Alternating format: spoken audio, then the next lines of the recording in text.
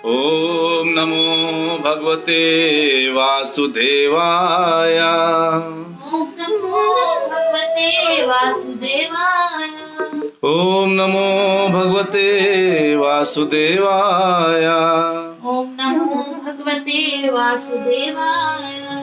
ओम नमो भगवते वासुदेवाय। ओम नमो भगवते वासुदेवाय। नारायणं नमस्कृत्य नरं चैव नरोत्तमं देवीं सरस्वती व्यासं ततो जयमुदीरयेत्। नष्टप्रायेषु अभद्रेषु नित्यं भागवत सेवया भगवती उत्तमा श्लोके भक्तिर्भवति नैष्टिकी। ओम अज्ञानतिमिरान्धस्य ज्ञानाञ्जनशलाकया चक्षुर्मीलितं येन तस्मै श्रीगुरुवे नमः। श्रीचैतन्यमनोभीष्टं स्थापितं येन भूतले स्वयं रूपः कदा मह्यं ददाति स्वपदान्तिकं। वन्देऽहं श्रीगुरु श्रीयुतापतिकमलं श्रीगुरून् वैश्वांश श्रीरूपं सागरजातं सहगण रघुनाथान्वितं तं सजीवं साद्वैतं सावधूतं परिजनसहितं कृष्ण चैतन्यदेवं श्रीराधा कृष्ण पादान् सहगण ललिता श्री विशाखान्वितांश्च। हे कृष्ण करुणा सिंधु दीन बंधु जगतपते गोपेश गोपिका कांता राधा कांत नमोस्तुते। तप्त कांचन गौरांगी राधे वृंदावनेश्वरी वृषभानुसुते देवी प्रणमामि हरिप्रिये। वाञ्छाकल्पतरुभ्यश्च कृपा सिन्धुभ्येव च पतितानां पावनेभ्यो वैष्णवेभ्यो नमो नमः। जय श्री कृष्ण चैतन्य प्रभु नित्यानंद श्री अद्वैता गदाधर शिवास आदि गौर भक्तवृंदा। हरे कृष्णा कृष्ण कृष्ण हरे हरे हरे राम राम राम हरे हरे। हरे कृष्णा कृष्ण कृष्ण हरे हरे हरे राम राम राम हरे हरे। हरे कृष्णा कृष्ण कृष्ण हरे हरे हरे राम राम राम हरे हरे।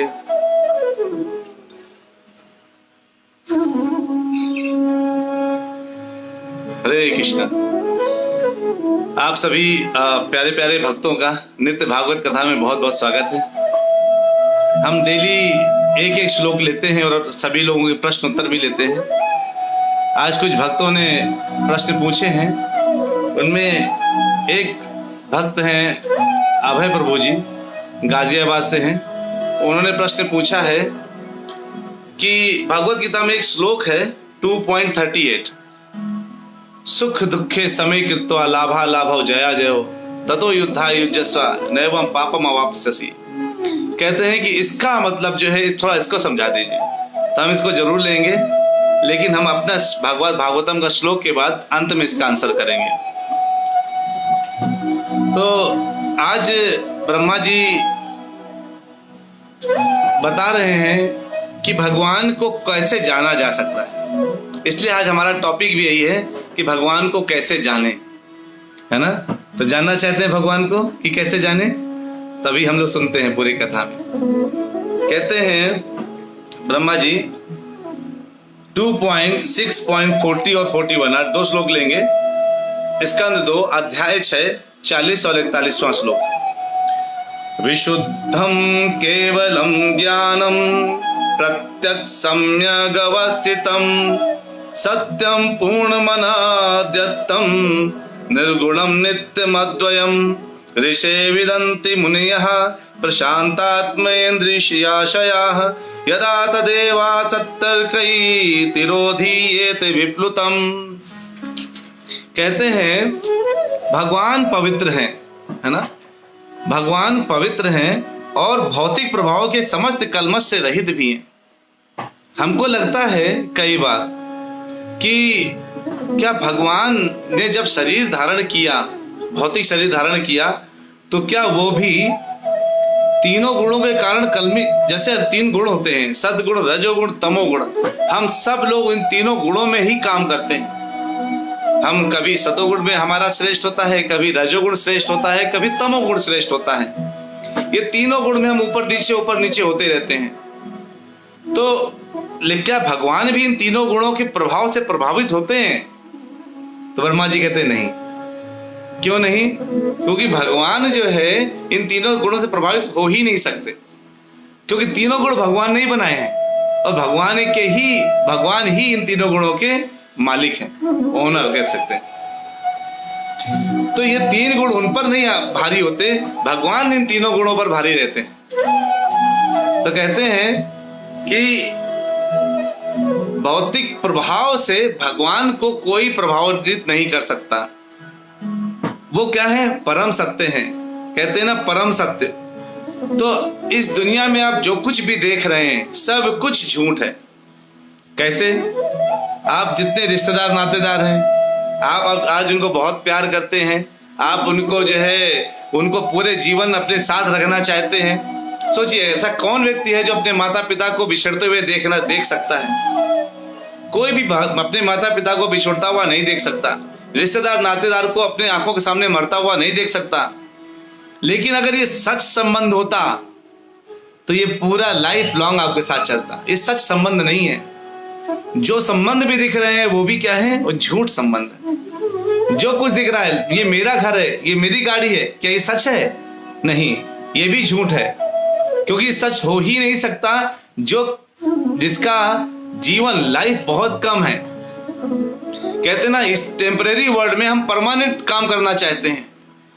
हम सोचते हैं मेरा अपना घर है, मेरी अपनी गाड़ी है, मेरे अपने बच्चे हैं। सब कुछ क्या है? टेम्परेरी है इस वर्ल्ड में। परमानेंट क्या है? परमानेंट है भगवान का नाम, भगवान का संग, भगवान से अपने संबंध को जानना ही परमानेंट काम है।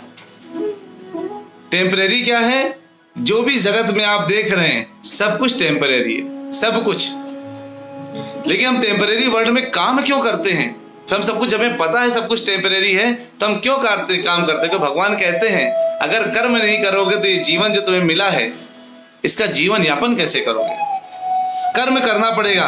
लेकिन कर्म करते करते ये मेरा है ये जानना बेकार है। ये नहीं जानना मानना चाहिए कि ये मेरा है, मैं अपने संबंध के लिए कार्य कर रहा हूं, नहीं मैं काम करने के लिए कार्य कर रहा हूं।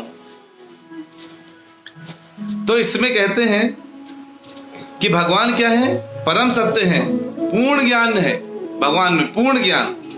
और क्या है? वो सर्वव्यापी है, ओमनी प्रेजेंट है ना, हर जगह वो प्रेजेंट है, ओमनी प्रेजेंट है, सर्वव्यापी।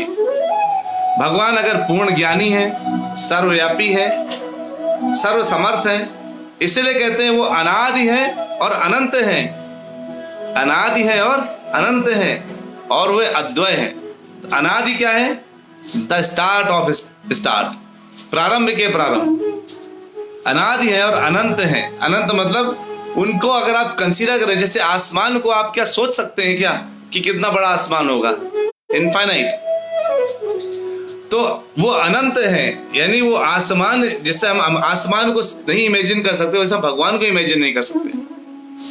अद्वय है मतलब वो उनके जैसा कोई दूसरा नहीं है, वो अकेले हैं, जैसे वो हैं वो वही हैं।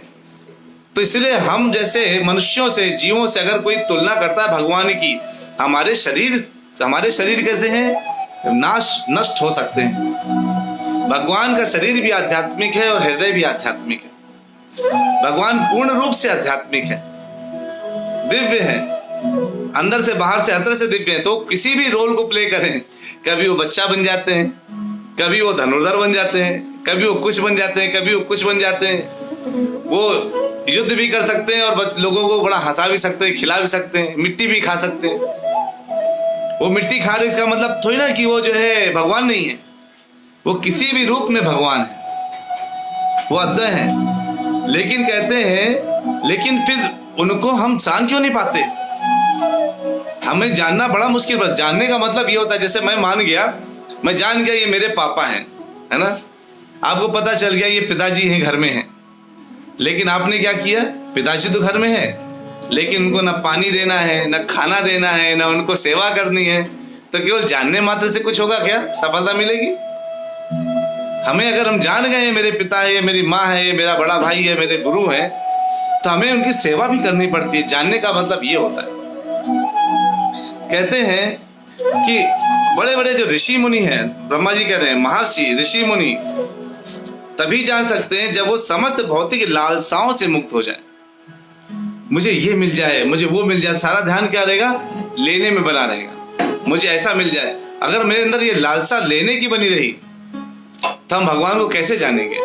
भगवान को जानना भी मुश्किल है ना फिर।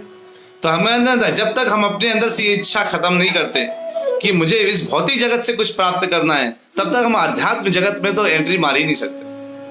अगर आध्यात्म जगत में घुसना है तो भौतिक जगत की लालसाओं, ऐसा नहीं कि इसका मतलब ये नहीं कि आप भौतिक जगत में कार्य करना ही बंद कर दें। भौतिक जगत में कार्य करना है, आध्यात्मिक जगत में जो है आपको, लेकिन भौतिक जगत में कार्य करते करते भगवान को सेंटर में रख के कार्य करना है। किसके लिए कर रहे हैं? घर की सफाई कर रहे हैं तो किसके लिए कर रहे हैं? भगवान के मंदिर मार्जन के लिए कर रहे हैं, है ना।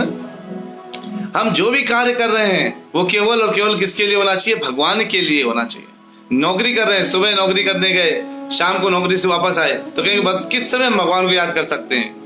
आप सुबह जॉब करने जाते हैं, शाम को वापस आते हैं तो टाइम नहीं हो सकता मिले।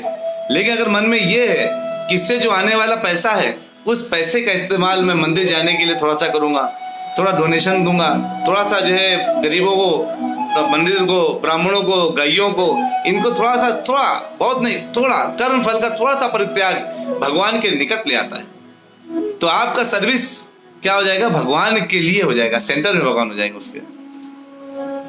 तो कहते हैं अगर हमने ये नहीं जान पाए, अगर हम जो है लगातार भौतिक लालसाओं में बने रहे कि मुझे ये प्राप्त हो जाए, मुझे वो प्राप्त हो जाए, तो किसी भी तरीके से हम उस शुद्ध चेतना के साथ भगवान के टच में नहीं जा सकते। चेतना क्या है? जब प्रकाश, जैसे मान लीजिए आपके घर, सभी घर में एक ट्यूबलाइट होगा, बल्ब होगा, कुछ ना कुछ तो होगा। ट्यूबलाइट कैसा प्रकाश करता है? सफेद, उज्जवल, है ना।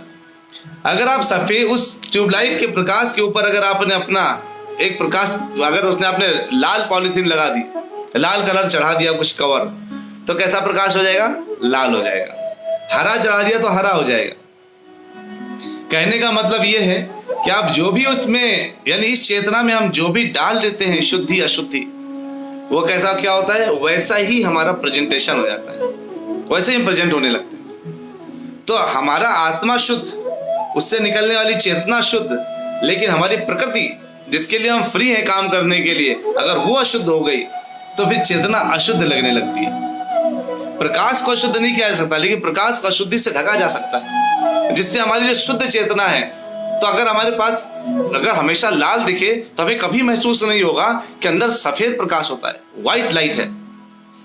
लगेगा ये तो लाइट ही ऐसी है, संसार ही खराब है, माया से भरा हुआ संसार। लोग कहते हैं अरे संसार तो बड़ा दुखी है, खराब है, बिल्कुल खराब है संसार, क्योंकि हमने उस कवर को देखा है, उसके अंदर जो शुद्ध प्रकाश है वो है भगवान का नाम, भगवान का स्मरण। कहते हैं जिस तरह से सूर्य है, सूर्य क्या है? अगर सूर्य पानी में पड़े, समुद्र में पड़े,